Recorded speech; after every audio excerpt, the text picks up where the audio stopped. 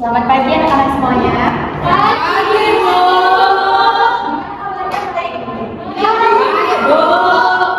Baik, pada hari ini ya, kita akan mempelajari materi mengenai konsep pelayanan publik. Baik, materi hari ini kita akan mempelajari mengenai konsep pelayanan publik. Sebelum kita masuk ke materinya, ada yang bisa menjelaskan nggak mengenai apa itu pelayanan publik?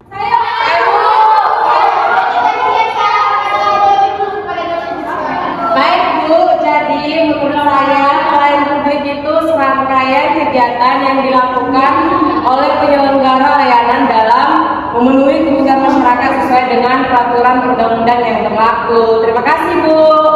Baik, terima kasih. Jawabannya sangat bagus dan lebih lengkapnya lagi ya. Pengertian dari pelayanan publik itu merupakan sebuah layanan, namanya pelayanan ya. Jadi pelayanan publik itu merupakan layanan yang dibuat oleh suatu pemerintah ataupun organisasi dengan tujuan untuk memenuhi kebutuhan dari masyarakat itu sendiri atau untuk menyelesaikan masalah dari masyarakat itu sendiri. Contohnya itu seperti layanan kesehatan, kemudian itu layanan administrasi, dan yang terakhir itu adalah layanan pendidikan. Nah, contoh dari layanan administrasi itu seperti pembuatan KTP, kemudian KK, dan seperti transportasi umum, gitu ya anak-anak.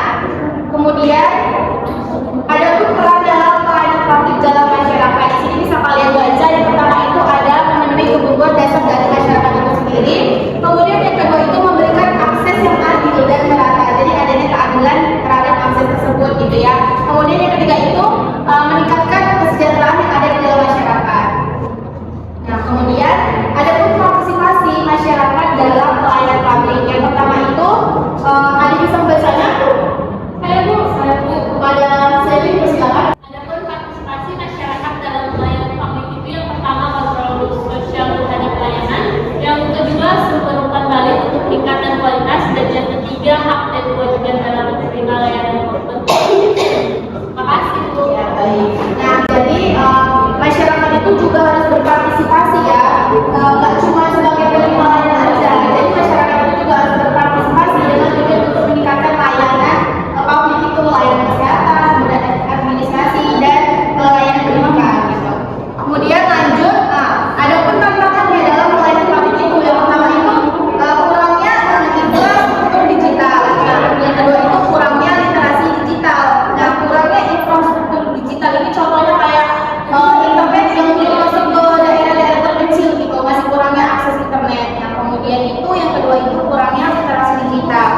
Kurangnya literasi digital ini masyarakat itu belum terbiasa menggunakan teknologi untuk mengakses layanan. Seharusnya kan kalau misalnya kita mudah mengakses layanan tersebut dari teknologi kan jadi lebih mudah ya gitu ya. Kemudian ada yang terakhir itu mengenai strategi peningkatan pelayanan publik. Yang pertama itu kita bisa baca.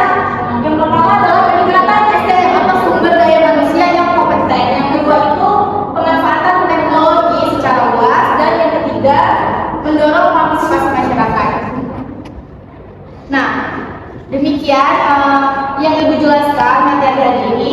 Ada yang bisa menyimpulkan nggak dari materi yang Ibu jelaskan tadi? Yang lain, ada yang lain? Ya, kepada Dwi, silakan. Baik, terima kasih, Bu.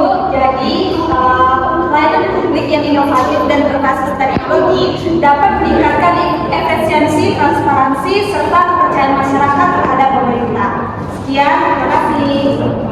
Baik, sekian ya pembelajaran kita hari ini mengenai konsep pelayanan publik. Semoga